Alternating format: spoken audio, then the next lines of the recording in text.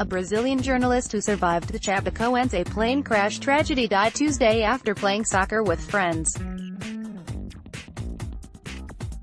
Raphael Henzel, 45, broke 7 ribs in the deadly plane crash that claimed the lives of 77 people, including 19 players from Brazilian club Chapecoense in November 2016. More takeaways from USMNT break: he suffered a heart attack while playing soccer with his friends, and died after being taken to a hospital. Henzel covered the Brazilian club and wrote a book on the plane crash, Viva Como se estives de partida, loosely translated, Live Like I Was Departing. Chapecoense called Henzel a symbol of the club's reconstruction, and said that the club's history will always remember his example of overcoming adversity in everything he did. Follow at Nicolas Mendola. For the first time in a long time, I did not have any writing responsibilities during a United States men's national team camp. That gave me the opportunity to ask a friend to meet me out at the local soccer pub here in Buffalo and just kinda take in the match without obsessing over the player rating of each player to don a U.S. kit. More recap player ratings. What that allowed was a more free appraisal of how I felt about the USMNT, and frankly it was a bit surprising to see what registered in this maniacal mind. What's the future for the January guys who earn time in this camp? The answer to the heading, if we're honest, is a mixed bag. I've been the first to question whether Gio Cesards would be called into U.S. camp, with a good look at starting atop the formation for any other coach than Berhalter, who relied on him with Columbus, but the industrious if-touch trouble forward was very good for large parts of both March friendlies, and played a role in both goals. Aaron Long continues to impress at center-back, to the point where it would not have been surprising if he earned another start in front of Matt Miazga.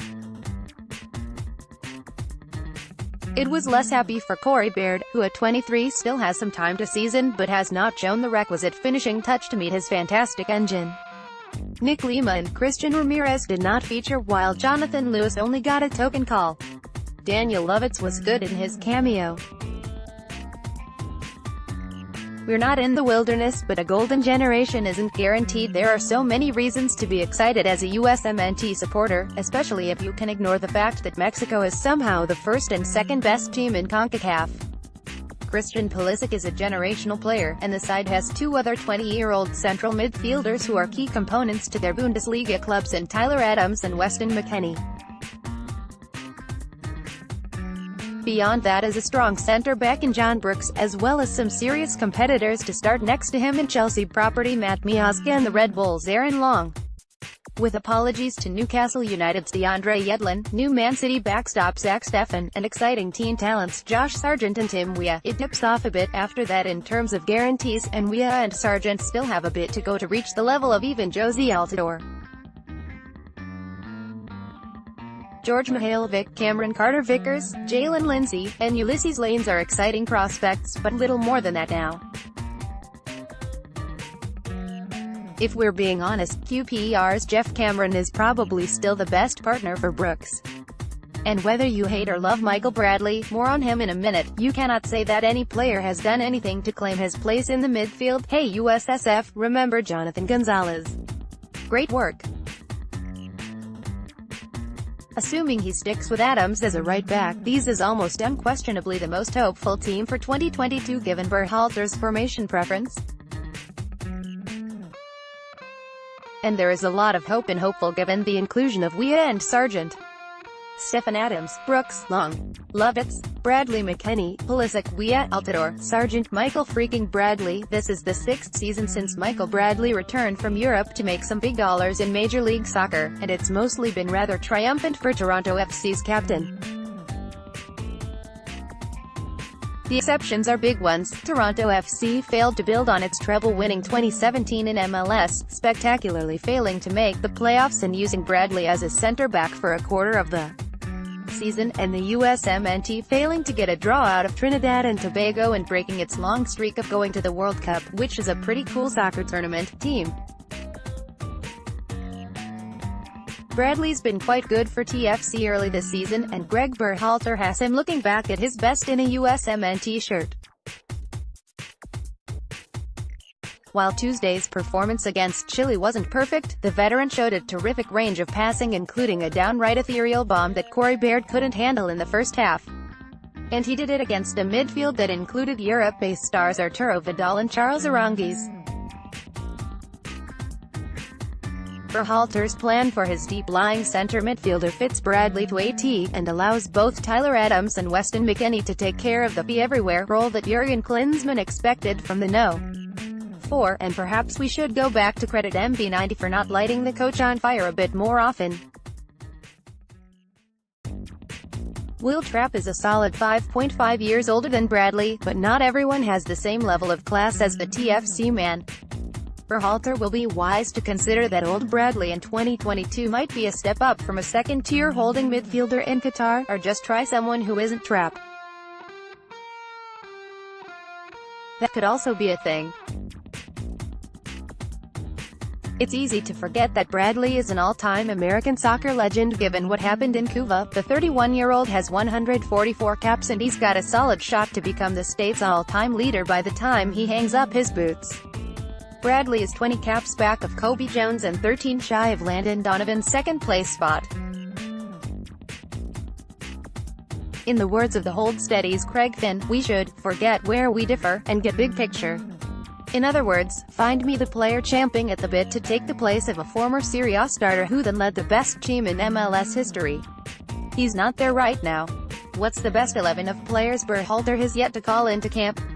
Every manager has guys he serially overlooks, or at least is accused of overlooking, and critics of Jurgen Klinsmann were quick to shout the names Benny Feilhaber and Sascha Kljestan from the rooftops on occasion. No one's clamoring for those two this go-round, and that's more a generational thing than anything else, but there are still some guys who've been on the outside looking in, and not at U23 or U20 camp. Here's a halfway promising, or experienced 11 to consider: Brad Guzan, Shaq Moore, Palmer Brown, Carter Vickers, Kyle Duncan, Russell Knaus, Darlington Nagbe, Memo Rodriguez, Lyndon Gooch, Andrija Novakovic, Kenny Saif, follow it Nicolas Mendola, who stood out, for better or for worse, in the U.S. Men's national team's 1-1 draw with Chile on Tuesday. More, USMNT, Chile wrap-up March window with 1-1 draw. Video, GK, Ethan Horvath, 6, it was Horvath's long ball that started the sequence on the USMNT's goal, and it appeared he meant to hit it where it went, which is a part of the position we've never really seen with this team. Our B, DeAndre Yedlin, 5.5, as uninvolved in the attack as he's been during his entire USMNT career, which is frustrating given the fact he's playing the best soccer of his career with Newcastle United right now. CB, Omar Gonzalez, 5.5, not Gonzalez's most confident, sure-footed showing defensively, but he was better and more controlled in possession than we've come to expect. CB, Matt Miazga, 6, it's quite jarring to contrast the passing maps of Miazga and Gonzalez, as Gonzalez tends to play simpler, shorter passes, oftentimes to Miazga, whereas the Miazga is tasked with progressing the ball from the backline, and doing so quite aggressively. He remains very, very good at it, by the way. LB, Tim Ream, 5, should have conceded a penalty when he went studs up into Arturo Vidal in the box, and was one of few who failed to clear the danger on Chile's equalizer. His showing when in possession was not great. MF Michael Bradley, 7, Bradley's full range of passing was on display in the first half, when he slotted a curled ball into acres of space to release Corey Baird down the right wing, then dropped a feathery ball over the heads of two defenders and landed it on Baird's foot. Finally, after a decade, a role suited to many of the things Bradley does well. MF Christian Roldan, 6, if nothing else, Roldan's presence deeper in midfield frees up Bradley to get farther forward, while still not the most advanced midfielder, and affect the game by finding spaces and applying pressure. Roldan was mostly tidy in possession, as always.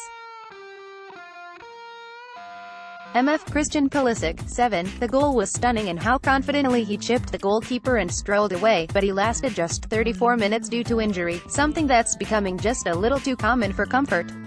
RW, Corey Baird, 6.5. Baird brings an intriguing blend of skills, quick and shifty, strong and physical, always looking to attack upfield, without having fully settled on a positional home. He was constantly getting into good positions, but couldn't produce the final ball or take the chance when it came to him. CF, Giassizards, 6. His first touch to set up Pulisic for the goal was, in theory, sensation, assuming you believe he intentionally flicked the ball behind him as he took it down from the goalkeeper. LW, Paul Arriola, 5.5. Considering the USMNT have barely 33% of possession in this game, Arriola wasn't on the field for his creative work. He made as many, if not more, ball recoveries deep inside his own half than he completed passes. Follow at @MLS a roundup of all of Tuesday's action in 2020 European Championship qualification. More, report, Saul shot to be named new United boss this week. Italy 6-0 Liechtenstein. Italy thrashed Liechtenstein on the back of 2 penalty kicks converted by Fabio Quagliarella, 35th and 45th minutes, along with individual tallies from Stefano Sensi, 17th, Marco Verratti, 32nd, Moise Kean, 70 feet, and Leonardo Pavoletti, 76th. With 2 victories from 2 games, and a 8-goal difference now in tow, Italy sit perched high atop Group J. With 2 sides set to qualify from the 6-team group, it's just about impossible to conjure up a scenario in which the Azzurri don't qualify with more than a couple qualifiers still remaining.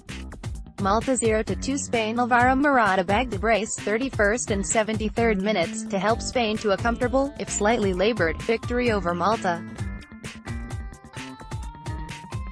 Spain enjoyed a healthy 80% of possession and outshot Malta by a margin of 23-2, 7-1 on target. The only side with 6 points from their first 2 games, Spain lead Group F by 2 points over Sweden. Switzerland 3-3 Denmark. The game of the day.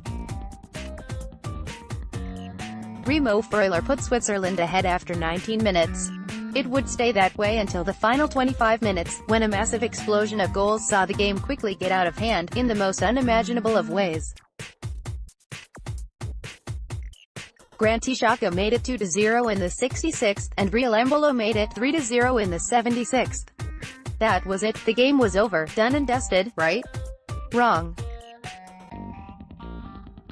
Matthias Jorgensen brought Denmark back to 3-1 in the 84th, followed by Christian Giza in the 88th for 3-1. Deep into stoppage time, as in 3 minutes deep, Henrik Dalsgaard completed the comeback with a header to clean up a mad scramble of failed headed clearances inside the penalty area. Norway 3-3 Sweden. While also a 6-goal thriller with stoppage time drama, Sweden's comeback was only from 2-0 down. Bjorn Mars Johnson, 41st, and Joshua King, 59th, established the lead just before the hour mark, and everything was going exactly to play for Norway. That remained the case until the 70th minute, when scored Victor Claesson from open play. Norway scored again in the 86th minute, only Havard Nordtveit put the ball into his own net, which drew the Swedes level. Robin Quaison gave Sweden the lead in the 91st minute, surely sealing all 3 points in a memorable comeback, right? Wrong again.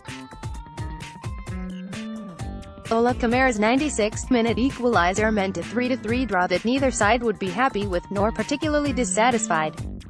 Elsewhere in Euro 2010 qualifying Group D, Ireland 1-0 Georgia. Group F, Romania 4-1 Faroe Islands. Group J, Bosnia.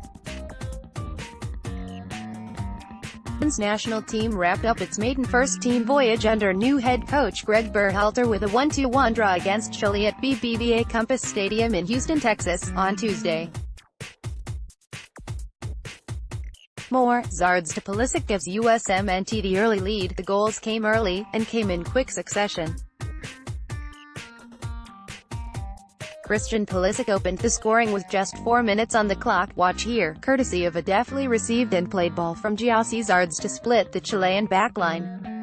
Pulisic raced into the penalty area all alone and chipped Gabriel Arias with a touch even more deft than the one Zards used to set him up.